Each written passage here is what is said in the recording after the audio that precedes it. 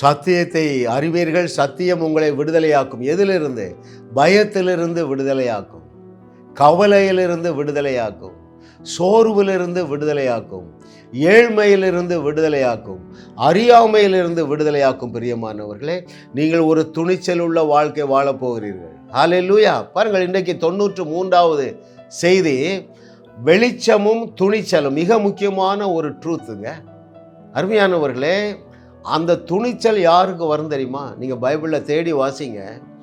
யாரெல்லாம் பயங்கரமான தோல்வியான சூழ்நிலையிலும் தைரியமாக துணிச்சலாக எழுந்தார்கள் என்று சொன்னால் வெளிப்பாடு உள்ளவர்கள். அதைத்தான் நம்ம இன்னைக்கு தியானிக்க போகிறோம். வெளிப்பாடும் துணிச்சலும். Boldness activated by revelations. யாருக்கு? ரூத்துக்கு, யோசுவாவுக்கு, வேற யாருக்கு? எலியா, எலிசா. யாரெல்லாம் சூப்பர் நேச்சுரலாக பெர்ஃபார்ம் பண்ணார்களோ அவர்களுக்கு அந்த துணிச்சலை கொடுத்தது வெளிப்பாடுகள். அதை நாம் கற்றுக்கொள்ள போகிறோம். முதலாவது தாவீதிடத்திலிருந்து கற்றுக்கொள்வோமா? மிக முக்கியமான ட்ரூத் அருமையானவர்களே.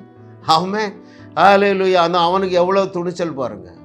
ஒரு பெரிய சேனைக்குள்ள நான் தன்னந்தனியாக போய்வேன். அது எப்படி போவேன்? பாய்ந்து போவேன். உம்மால் நான் ஒரு சேனைக்குள் பாய்வேன்கிறாங்க. எப்படிங்க அந்த துணிச்சல் வந்தது? அப்புறம் என்ன சொல்றான்? உம்மால் நான் ஒரு சேனைக்குள் பாய்வேன், உம்மால் நான் ஒரு மதிலை தாண்டுவேன். அல்லேலூயா. துணிச்சலோ துணிச்சல். தன்னந்தனியாகங்க. அவங்க கூட நிற்கிறதுக்கு ஒரு ஆள் இல்லை. அருமையானவர்களே, ஆமென், ஹல்லேலூயா, ஹல்லேலூயா. அந்த போல்ட்னஸை ஆக்டிவேட் பண்ணது ரெவலேஷன்ஸ். ஒரு 4 ரெவலேஷன்ஸை மாத்திரம் ஒரு 10 நிமிஷத்தில் தியானிக்க போகிறோம். முக்கியமான காரியங்க. இது எல்லாமே உங்களுக்கு பொருந்தும். 4 நிஜங்கள் அல்லது 4 ட்ரூத், 4 சத்தியங்களும் உங்களுக்கு தேவையாகும். என்னுடைய செய்திகளை நீங்கள் நெடுகவே கேட்டுக்கொண்டு வாருங்கள். உங்களுக்கு பயன் இல்லாதபடி நான் ஒன்றையும் பேச மாட்டேன், ஒரு வார்த்தையும் பேச மாட்டேன். அது கர்த்தராலே ஆயிற்று. நம்முடைய கண்களுக்கு ஆச்சரியமாக இருக்குது. பாருங்கள், முதலாவது revelation number 1, 1 Samuel chapter 17 verse 45. நான் அதை உங்களுக்கு வாசிக்கட்டுமா? 1 சாமுவேல் 17:45. அதற்கு தாவீது பெலிஸ்தரை நோக்கி, நீ பட்டயத்தோடும் ஈட்டியோடும் கேடகத்தோடும் என்னிடத்தில் வருகிறாய், நானோ நீ நிந்தித்த இஸ்ரவேலுடைய இராணுவங்களின் தேவனாகிய சேனைகளுடைய கர்த்தரின் நாமத்தில் உன்னிடத்தில் வருகிறேன். அவனுக்கு என்ன நாலேஜ் இருக்கு? நான் தனியா வரல, என்னோடு கூட சேனைகளின் கர்த்தர் வருகிறார். அதாவது என்ன பொருள்? இராணுவங்களின் தேவன். என்ன தேவன்? இராணுவங்களின் தேவன்ங்க. ஐயா, நீங்கள் தாவீதினுடைய தேவனைத்தானே ஆராதிக்கிறீர்கள். அவர் யெகோவா தேவன் தானே. தாவீதுக்கு ஒரு ஸ்பெஷலாக ஒன்றும் காட்ட மாட்டாருங்க. அவர் பட்சபாதம் இல்லாத தேவன். He never shows partiality. தாவீதுக்கு நிறைய செய்வார், உனக்கு கிடையவே கிடையாதுங்க. அவனுக்கு இந்த வீரம், அந்த துணிச்சல் வர்றதுக்கு காரணம் நாலேஜ் இருந்தது. என்ன நாலேஜ்? என்னுடைய தேவன் இராணுவங்களின் தேவன், அவர் எனக்காக யுத்தம் செய்வார் என்கிற நாலேஜ். இரண்டாவது, அவனுக்கு அதே வசனத்தில் என்ன நாலேஜ் பாருங்க?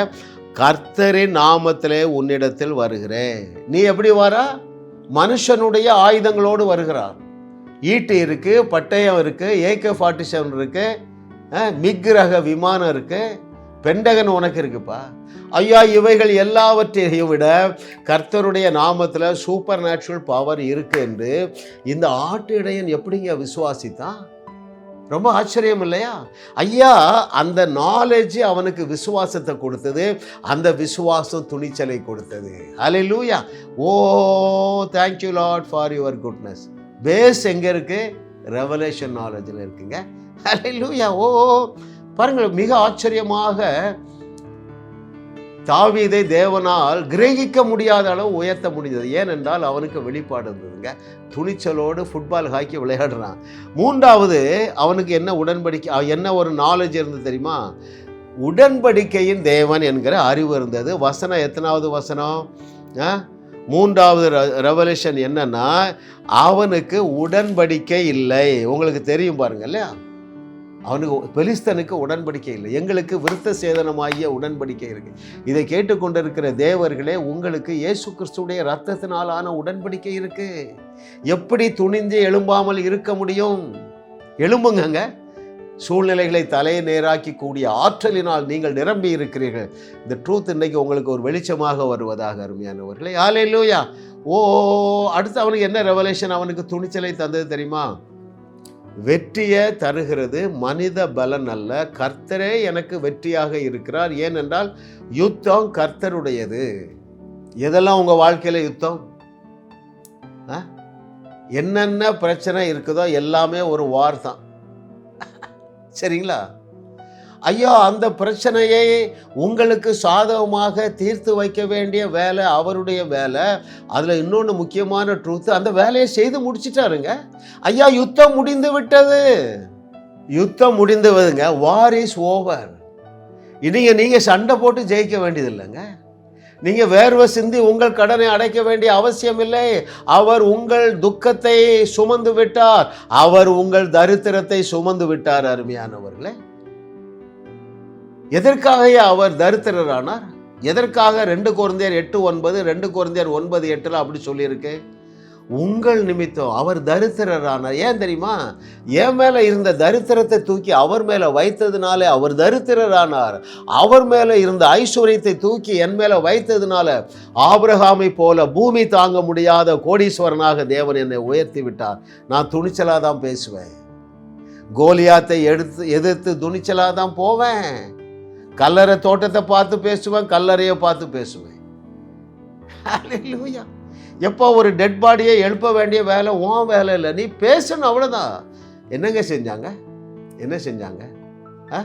தபித்தாளே உயிரோடு எழுப்ப அந்த பேதுரு தலைகீழ நின்னானா? தபித்தாளே எழுந்துரு. ஐத்தீகுவை உயிரோடு எழுப்ப அந்த பவுல் ஜெபம் பண்ணானா? சபையார் எல்லாரும் மாடியில் இருக்காங்க, இவன் கீழே வந்து அந்த பாடி மேலே படுக்கிறான். நீங்கள் என்ன செய்வீங்க? உடனே சபையார் எல்லாரும் அழுது ஜெபம் பண்ணுங்க. அவனை அன்னைக்கு அடக்கம் பண்ணியிருக்கணும். அழுகையின் ஜெபம் அவிசுவாசம். அருமையானவர்களே, ஈஸியாக சொல்லிட்டான். இவனுக்குள்ள உயிர் இருக்குதுன்னா உயிர் வந்துட்டுங்க. ஹல்லேலூயா, ஹல்லேலூயா. ஆமாம், அவன் வெட்கப்பட்டு போகவில்லை. அருமையானவர்களே, அந்த ஐத்தியகோ இவனுடைய பிரசங்கத்தை 3வது மாடியில் கேட்டு கீழே விழுந்து செத்து போயிடுறான். தேவன் பவுலை வெட்கப்பட விடவில்லை. ஏன்னா துணிஞ்சு எழுந்தான். எதனால துணிஞ்சு எழுந்தான்? அந்த சூப்பர் நேச்சுரல் பவரை குறித்து அறிவு இருந்தது. ஹல்லேலூயா. வெளிப்பாடு இருந்தது. எனக்குள்ள அந்த ஜீவ ஊற்று இருக்கு, நான் இவன் மேலே படுத்து எழும்ப போகிறேன், உயிரோடு வந்துமுங்கிற வெளிச்சம் அவனுக்கு துணிச்சலை கொடுத்தது போல. அருமையானவர்களே, all these revelations activated David to go forth with all boldness. நான் சொன்ன பாருங்க, 4 வெளிப்பாடு. இவைகள் தான் அந்த தாவீதுக்கு ஒரு பெரிய துணிச்சலை கொடுத்தது. அருமையானவர்களே, ஐயா, அப்போ நான் வெளிப்பாடு பெற்றுக்கொள்ள என்ன செய்வது? என்கிட்ட ஒரு 15 புக்கு இருக்குங்க. சரிங்களா? நீங்கள் நல்ல ஒரு ரீடராக இருந்தால் 15 புக்கையும் வாசிங்க. ஒரு 5000 ரூபாய் தான் ஆகும். கொரியர் சர்வீஸ்னால் ஃப்ரீ. எனக்கு ரீடிங் ஹேபிட் இல்லை, ஏன்னா 3 புக்கை வாசிங்க. நான் அடிக்கடி காண்பித்திருக்கிறேன். 4 புக்கை வாசிங்க. லகுவான மாற்றம் வாசிங்க. விசுவாசியின் அதிகாரம் வாசிங்க. என்ன நடக்கும் தெரியுமா? நீங்கள் ஜான் ஏஎஸ் சிங் செய்வதையும் செய்வீர்கள், அதை விட பெரிய அற்புதங்களை செய்வீர்கள். அருமையானவர்கள், ஏன்? வெளிப்பாடு வந்துடும். வெளிப்பாடு வந்தால் துணிச்சல் வந்து விடும். அருமையானவர்களே, கர்த்தர் உங்களுக்கு ஒரு பிரகாசமுள்ள மனக்கண்களை கொடுத்து கொண்டே இருக்கிறார். அதற்காக நான் தேவனை ஸ்தோத்தரிக்கிறேன். அருமையானவர்களே, ஆட்டு இடையனுடைய வாழ்க்கையிலே அச்சமில்லை, அச்சமில்லை, அச்சம் என்பது இல்லவே இல்லை. காரணம் என்ன தெரியுமா? வெளிப்பாடு அவனுக்கு பயங்கரமான துணிச்சலை கொடுத்தது. அருமையானவர்களே, அந்த போல்ட்னஸை கொடுத்தது எது? வெளிப்பாடு.